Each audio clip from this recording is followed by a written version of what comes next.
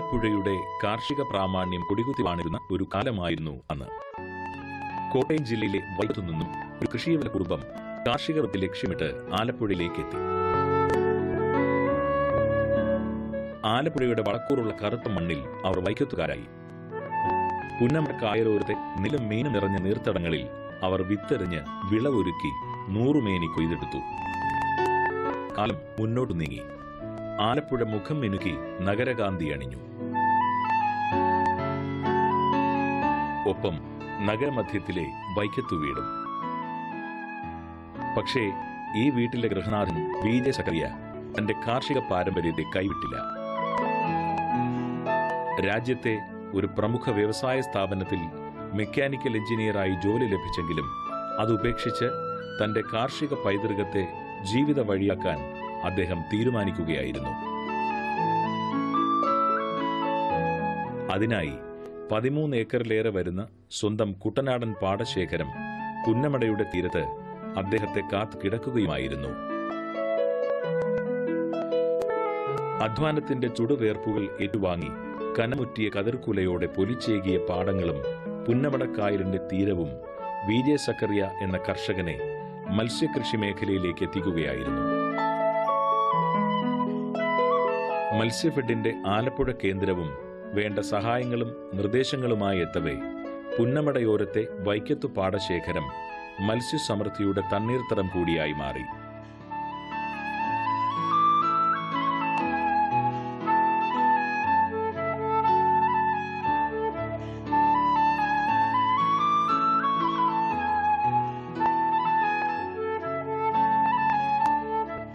Fisheries ഡിപ്പാർട്ട്മെൻറ്റുമായിട്ട് സഹകരിച്ചൊരു 10-15 കൊല്ലമായിട്ട് സഹകരിച്ച് പോകുന്നുണ്ട്. അതിനു മുമ്പേ ഞങ്ങൾ സ്വന്തമായിട്ട് ഈ കൃഷി തുടങ്ങിയിട്ട് ഒരു 30-35 കൊല്ലമായി. അങ്ങനെ കാർപ്പ് സ്റ്റാർട്ട് ചെയ്തതാണ്. അന്ന് കൽക്കട്ടയിൽ നിന്ന് സീഡ് വരുത്തിയാണ്.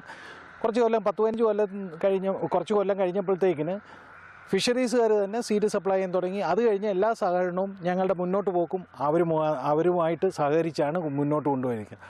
അവരുടെ അഡ്വൈസും പല DD-മാർ വന്നിരിക്കുന്ന അവരുടെ അഡ്വൈസും എല്ലാം കേട്ടാണ് ഞാൻ കൊണ്ടുപോയിരിക്കുന്നത്.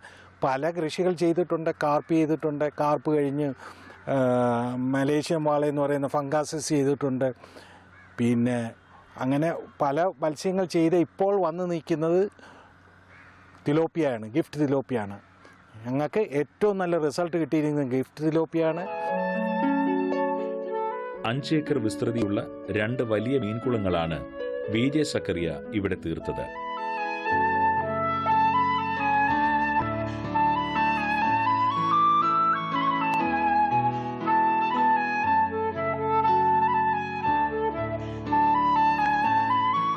വലിയ മീൻകുളങ്ങൾക്ക് സമീപം തന്നെ 80 സെന്റ് സ്ഥലത്തിൽ 2 ചെറുകുളങ്ങളും തീർത്തു.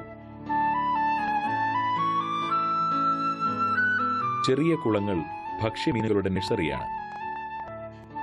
Gift tilapia, mrigal, rohu, grass പാർക്ക്, റെഡ് ബില്ലി, കട്ല, വാള എന്നീ ഇനങ്ങളിലുള്ള മത്സ്യങ്ങളെയാണ് നഴ്സറിയിൽ വളർത്തിയെടുക്കുക.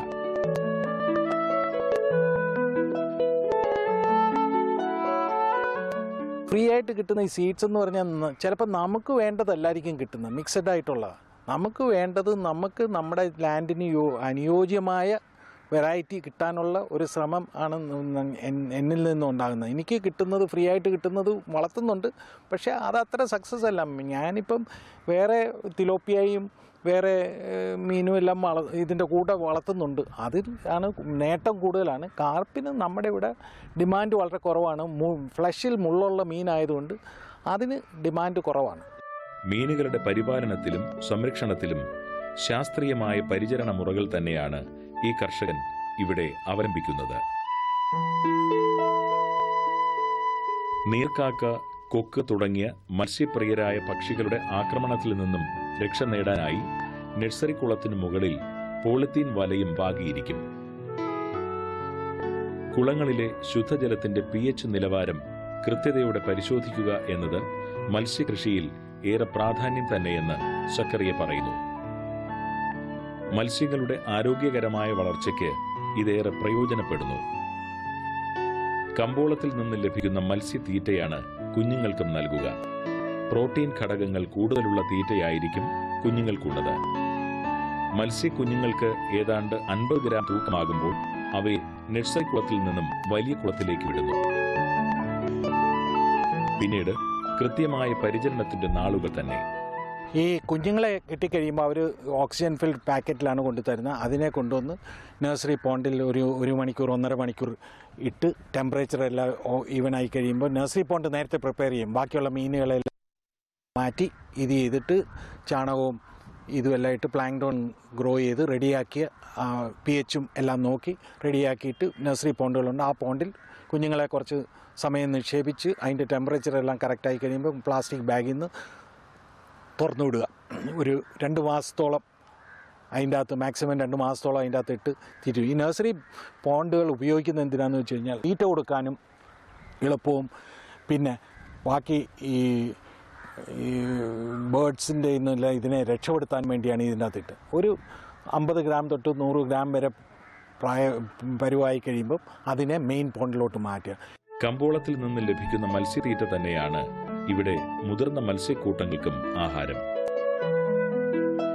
മത്സ്യക്കുഞ്ഞുങ്ങൾക്ക് നൽകി പോരുന്ന പ്രോട്ടീൻ ഘടകങ്ങളുടെ അളവിനേക്കാൾ കുറവുണ്ട് എന്ന് മാത്രമാണ് ഇതിലെ ഏക മാറ്റം. പക്ഷികളെ ആട്ടിയകറ്റുവാൻ ഇവിടെയുമുണ്ട് ചില സംവിധാനങ്ങൾ. വായു ലഭ്യതയും ശുദ്ധജലത്തിലെ pH ക്രമീകരണവും മത്സ്യാഹാരക്കൂട്ടും പാരിസ്ഥിതിക സാഹചര്യവും മീൻ കൃഷിയിലെ സുപ്രധാന ഘടകങ്ങളായി ഇവിടെ മാറുന്നു. ഞാൻ ഉപയോഗിക്കുന്ന ഫ്ലോട്ടിംഗ് ഫീഡാണ്. ഫ്ലോട്ടിംഗ് ഫീഡ് കൊടുക്കുന്നത് എന്താണെന്ന് വെച്ച് കഴിഞ്ഞാൽ, ഫ്ലോട്ടിംഗ് ആകുമ്പോൾ 2 മണിക്കൂറോളം ഇത് ഫ്ലോട്ട് ചെയ്ത് കിടക്കും. തീറ്റ മുഴുവൻ മീൻ താന്നു പോകുന്നതിന് മുമ്പേ എടുക്കും. മറ്റേ സിങ്കിങ് ഫീഡ് കൊടുക്കുകയാണെങ്കിൽ മിക്കവാറും കുറേ ഫീഡെല്ലാം മണ്ണിൽ ലയിച്ചു പോകും. അതുകൊണ്ട് ഫ്ലോട്ടിംഗ് ഫീഡാണ് കൊടുക്കുന്നത്. വളരെ എഫക്റ്റീവായിട്ട് മീൻ അത് ചെയ്യുകയും ചെയ്യും. അതുകൂടാതെ തന്നെ വേസ്റ്റ്, ഗോതമ്പ് മില്ലുകളിൽ കിട്ടുന്ന വേസ്റ്റും എല്ലാം ഈ പൊടി ഗോതമ്പും എല്ലാം ഇതിൻ്റെ കൂടെ കൊടുക്കുന്നുണ്ട്. അങ്ങനെ വളർത്തും. പിന്നെ നമ്മൾ പോണ്ടിൽ pH ലെവൽ നോക്കും. അതിൻ്റെ കൂടെ തന്നെ ഓക്സിജൻ ലെവൽ നോക്കും. ഓക്സിജൻ വളരെ സിമ്പിളായിട്ട് അറിയാവുന്ന ഒരു തമ്പ് റൂൾ എന്താണെന്ന് വെച്ച് കഴിഞ്ഞാൽ, രാവിലെ മീൻ വെളുപ്പിനെ ആണ് ഓക്സിജൻ ഏറ്റവും ലോ ആകുന്നത്. ആ സമയത്ത് മീൻ പൊങ്ങി നടക്കുകയാണെങ്കിൽ നമ്മളത് മനസ്സിലാക്കിക്കോണം ഓക്സിജൻ കുറവാണെന്ന്. അതിന് നമ്മളിവിടെ പാഡിൽ വീൽസ് വാങ്ങിച്ചു വെച്ചിട്ടുണ്ട്. 3 ഹോഴ്സ് പവറും 2 ഹോഴ്സ് പവറിൻ്റെ 4 പാഡിൽ വീലുണ്ട്. ആ പാഡിൽ വീൽ വർക്ക് ചെയ്യിപ്പിച്ച് കഴിയുമ്പം വെളുപ്പിനെ അത് ഓൺ ചെയ്ത് ഇട്ട് കഴിഞ്ഞാൽ ഓക്സിജൻ ലെവൽ നമുക്ക് നോർമൽ ലെവലിൽ കൊണ്ടുവരാം. മീനുകൾക്ക് ഏതാണ്ട് 1 കിലോഗ്രാം തൂക്കം വരുന്ന കാലയളവിലാണ് മീൻ കുത്ത് നടക്കുക. തീറ്റ വിതറി കുളത്തിന്റെ പ്രത്യേക കോണുകളിലേക്ക് മത്സ്യങ്ങളെ ആകർഷിച്ച് വലയിൽ കുടുക്കിയെടുക്കുന്ന രീതിയാണ് ഇവിടെ അവലംബിക്കുന്നത്.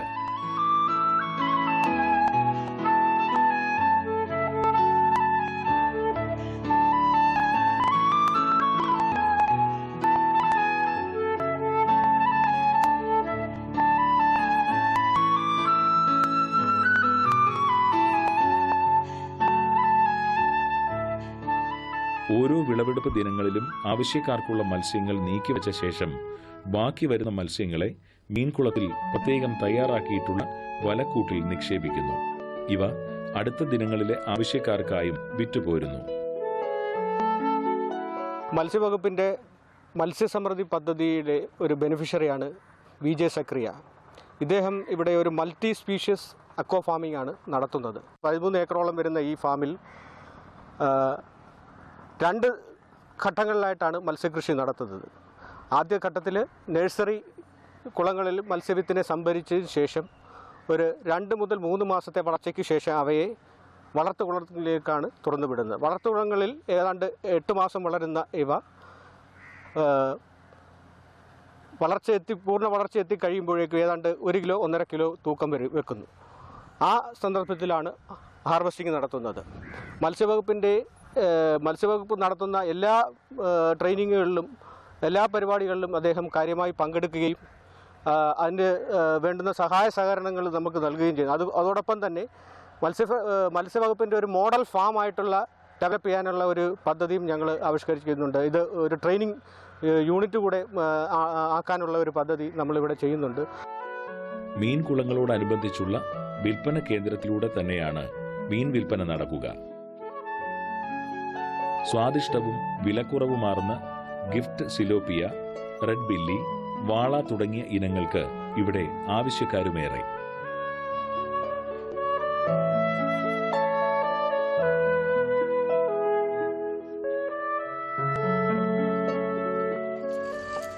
വിൽപ്പന കേന്ദ്രത്തിനോടനുബന്ധിച്ചു തന്നെ ഒരു മത്സ്യ സംസ്കരണ യൂണിറ്റും വിജെ സക്കറിയ തയ്യാറാക്കിയിരിക്കുന്നു. ചെതുമ്പൽ ഏറെയുള്ള മത്സ്യ ഇനങ്ങളെ വിദേശത്തു നിന്നും ഇറക്കുമതി ചെയ്ത ഡയർപ എന്ന യന്ത്രത്താൽ വൃത്തിയാക്കി ഇവിടെ ഉപഭോക്താക്കൾക്ക് നൽകുന്നു.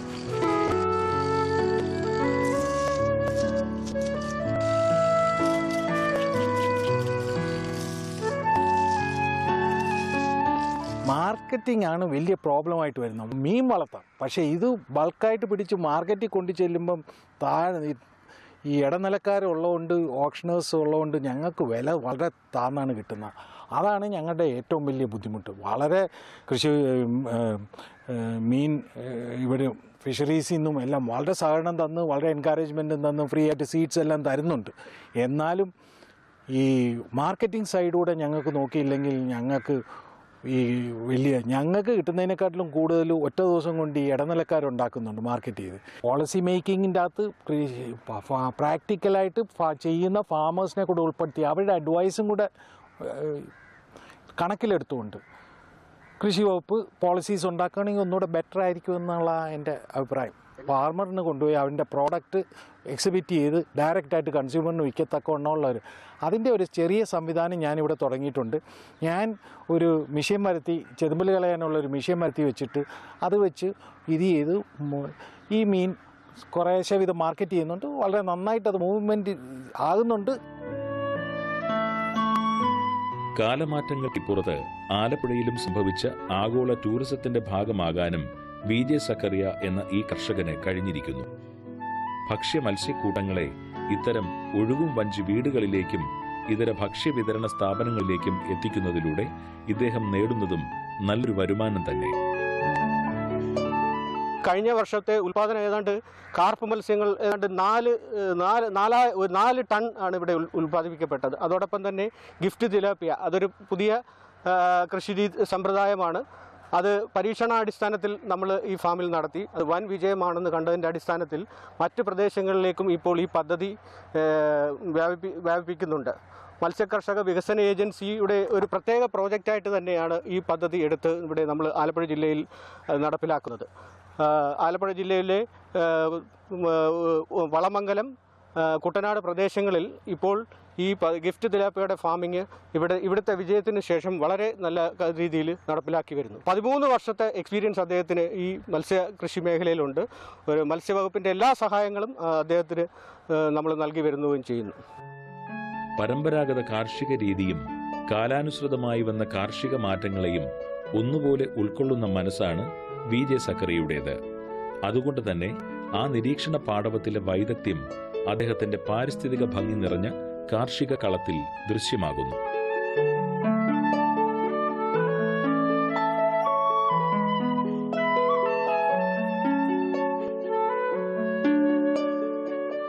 നെൽകൃഷിയുടെ പാരമ്പര്യം കൈപിടിച്ചെത്തിച്ച വഴികളിൽ നിന്നും കൂന കൂടുന്ന നെൽമൂടകൾ വിജെ സക്കറിയ്ക്കൊപ്പം ഇന്നും കൂട്ടുചേരുന്നു.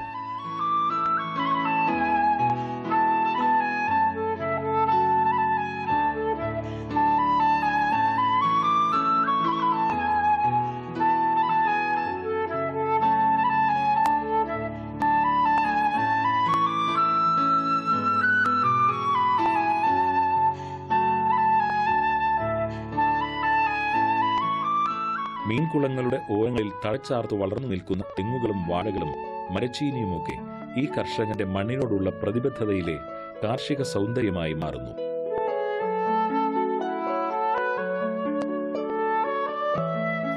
തെങ്ങും വാഴയും സമൃദ്ധമായി കുലയ്ക്കുന്ന ഈ മണ്ണിൽ പശുവിൻ ചാണകമല്ലാതെ മറ്റൊന്നും ഇദ്ദേഹം വളമായി നൽകുന്നില്ല.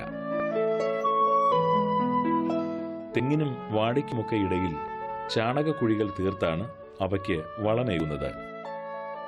ആദ്യമേ തെങ്ങ് വെച്ചത് എന്തിനാന്ന് വെച്ച് കഴിഞ്ഞാൽ ബണ്ട് ഉറപ്പിക്കാൻ വേണ്ടിയാണ്. ഇന്ന് തെങ്ങിൻ്റെ വേരിൻ്റെ സിസ്റ്റം ഉള്ളതുകൊണ്ട് ബണ്ട് നല്ലപോലെ ഉറച്ചു നിൽക്കാൻ വേണ്ടിയാണ് തെങ്ങ് വെച്ചത്. അപ്പോൾ തെങ്ങ് വെച്ച് കഴിഞ്ഞപ്പോഴത്തേക്കും തെങ്ങിൽ നിന്നും നല്ല ആദായമുണ്ട്. അതുകൂടാതെ അതിൻ്റെ ഇടയ്ക്ക് വാഴ വെച്ച് കൊടുക്കുകയാണ്. ആ ഷെയ്ഡിൽ വാഴ വളരുകയും ചെയ്യും. നല്ലൊരു ഇൻകമാണ്. 70 ആണ്ടുകൾ പിന്നിടുമ്പോഴും കൃഷിയെ ഒരു പുണ്യകർമ്മമാക്കി വൈക്കത്ത് വീട്ടിലെ വിജെ സക്കറിയ നെൽപ്പാടത്തും മീൻപാടത്തും തന്റെ ദിനങ്ങളെ സാർത്ഥകമാക്കുന്നു. ഒരുപക്ഷെ നമ്മുടെ കാർഷിക കേരള കുടുംബത്തിൽ അത് വേറിട്ടൊരു വ്യക്തിത്വ വിശേഷമായും മാറുന്നു. അതുകൊണ്ട് തന്നെയാണ് സർക്കാർ 2014 മികച്ച ശുദ്ധജല കർഷകനുള്ള സംസ്ഥാന പുരസ്കാരം ഈ കർഷക വ്യക്തിപ്രഭാവത്തിന് നൽകി ആദരിച്ചത്.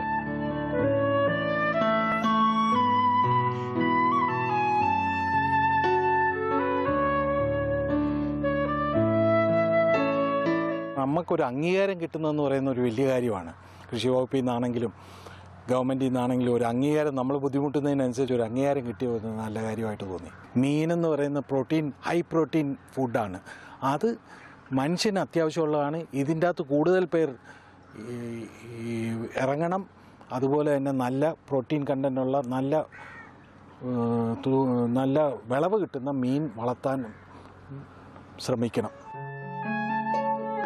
പരമ്പരാഗതവും ആധുനികവുമായ ഒരു കാർഷിക സമന്വയത്തിൽ പങ്കാളിയായി സമുജ്വലമായ കാർഷിക വിജയം കരഗതമാക്കുക എന്ന സന്ദേശം സ്വന്തം ജീവിതത്തിലൂടെ വെളിപ്പെടുത്തുകയാണ് ആലപ്പുഴയിലെ VJ സക്കറിയ എന്ന ഈ മുതിർന്ന കർഷകൻ.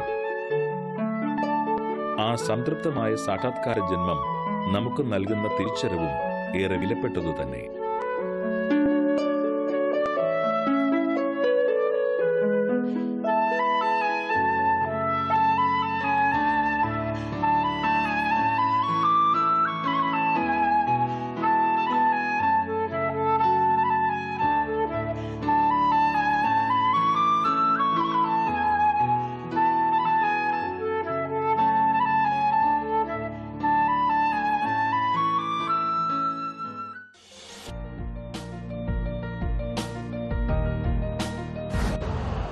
यूरिया का स्वदेशी उत्पादन 70 लाख टन बढ़ाने के लिए 6 उर्वरक संयंत्रों का उद्धार किया जा रहा है। FCIL के गोरखपुर, सिंदरी, तलचर और रामागुंडम संयंत्र, HFCL की बरौनी इकाई और BVFCL की नामरू फोर्थ। सोने पर सुहागा ये है कि देश में अब बनेगा सिर्फ नीम लेपित यूरिया, क्योंकि इससे होगा किसानों का फायदा ही फायदा। अनाज का उत्पादन 10% तक बढ़ेगी 10 से 15% नाइट्रोजन क्षमता।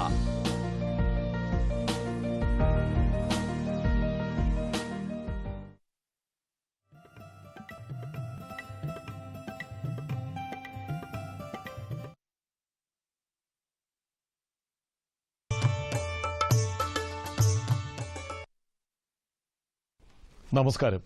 ദൂരദർശൻ കാർഷിക വാർത്തകളിലേക്ക് സ്വാഗതം. പ്രധാന വാർത്തകൾ. കാർഷിക അവാർഡിന് അപേക്ഷിക്കാം.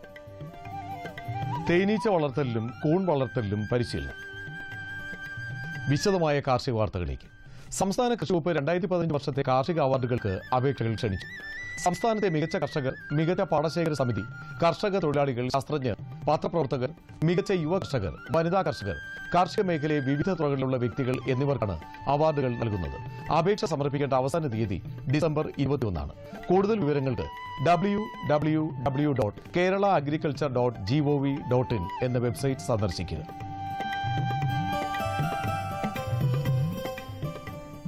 സംസ്ഥാനത്ത് തേങ്ങയുടെ ഉൽപ്പാദനം ഗണ്യമായി കുറഞ്ഞിട്ടും വെളിച്ചെണ്ണ വില താഴേക്ക്. വിപണിയിലെ വ്യാജന്മാരുടെ വിളയാട്ടമാണ് വിലയിടിവിന് പിന്നിലെന്ന് വിലയിരുത്തപ്പെടുന്നു. ദീപാവലി കഴിഞ്ഞതോടെ ഡിമാൻഡ് കുറഞ്ഞ വെളിച്ചെണ്ണയുടെ വിലയിടിവിന് പ്രധാന കാരണമാണ്. മറ്റെണ്ണകളിലേക്ക് ഉപഭോക്താക്കൾ തിരിയുന്നതും ഉപഭോഗം കുറയുന്നതും കാരണമാകുന്നു. കേരളത്തിൽ ഉൽപ്പാദിപ്പിക്കുന്ന തേങ്ങ ഇവിടെ സംസ്കരിക്കുന്നതിന് കഴിയുന്നില്ല. കോഴിക്കോട് മേഖലയിലാണ് പ്രധാനമായും തേങ്ങ ഉൽപ്പാദിപ്പിക്കുന്നത്. ഇത് കർണാടകയിലേക്കാണ് പ്രധാനമായും കയറ്റി അയക്കുന്നത്. കൊപ്രയാകാത്ത തേങ്ങ, വെത വെളിച്ചെണ്ണ, വെർജിൻ കോക്കനട്ട് ഓയിൽ തുടങ്ങിയ ഉൽപ്പന്നങ്ങളായി ഇവ മാറും. ഒരു ദിവസം പ്രായമായ അതുല്യ മുട്ടക്കോഴികൾ 30 രൂപ നിരക്കിൽ കേരള യൂണിവേഴ്സിറ്റിയുടെ വെറ്റിനറി യൂണിവേഴ്സിറ്റിയുടെ AICRP മണ്ണുത്തി കോഴിഫാമിൽ നിന്നും ലഭ്യമാണ്. മുൻകൂട്ടി ബുക്ക് ചെയ്യുവാൻ 9495527891 എന്ന നമ്പറിലോ 048723700237 എന്നീ നമ്പറുകളിലോ വിളിക്കുക.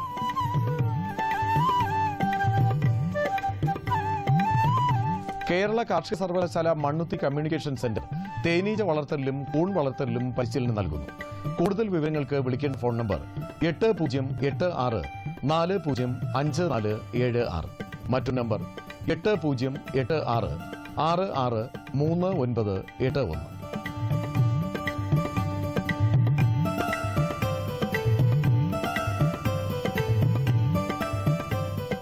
മുട്ട ഉൽപാദനം വർദ്ധിപ്പിക്കുന്നതിന് വെറ്റിനറി സർവകലാശാല അനശ്വര കാടവളർത്തൽ പദ്ധതി നടപ്പിലാക്കുന്നു.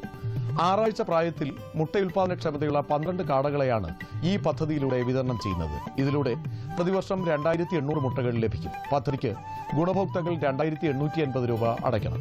കൂടുതൽ വിവരങ്ങൾക്ക് 0492 4208 206 എന്ന നമ്പറിൽ വിളിക്കുക.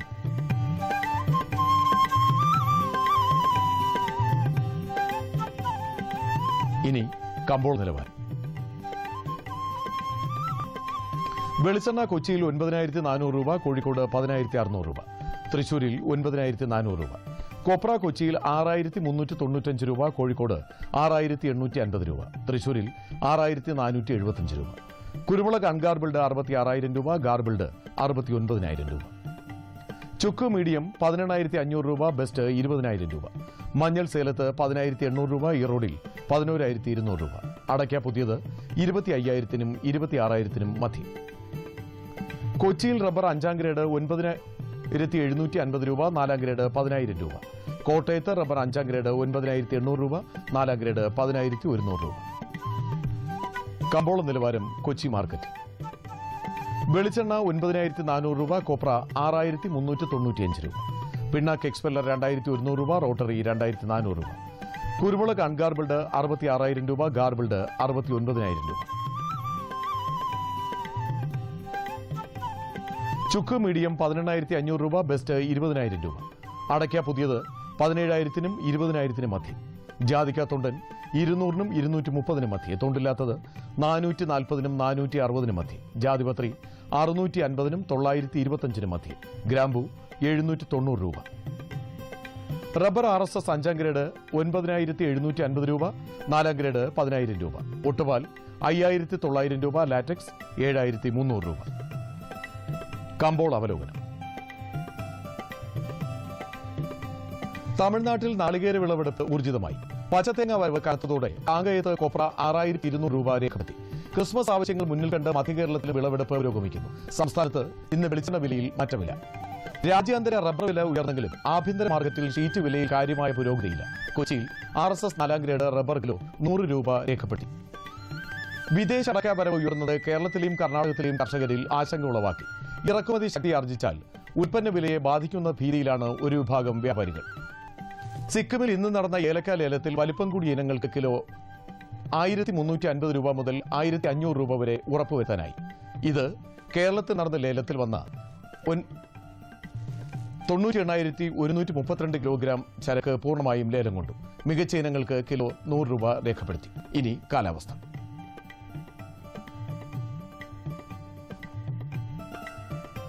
പ്രധാന നഗരങ്ങളിൽ രേഖപ്പെടുത്തിയ താപനില: കണ്ണൂർ കൂടിയ താപനില 33.1 ഡിഗ്രി സെൽഷ്യസ്, കുറഞ്ഞ താപനില 24.2 ഡിഗ്രി സെൽഷ്യസ്. കോഴിക്കോട് 34.2, 24.6. കൊച്ചി 32.2, 24.4. ആലപ്പുഴ 31.7, 23.1. പുനലൂർ 32.7, 22. തിരുവനന്തപുരം കൂടിയ താപനില 31.5 ഡിഗ്രി സെൽഷ്യസ്, കുറഞ്ഞ താപനില 23 ഡിഗ്രി സെൽഷ്യസ്. ഇതോടെ ഇന്നത്തെ കാർഷിക വാർത്തകൾ പൂർണ്ണമാകുന്നു. നമസ്കാരം.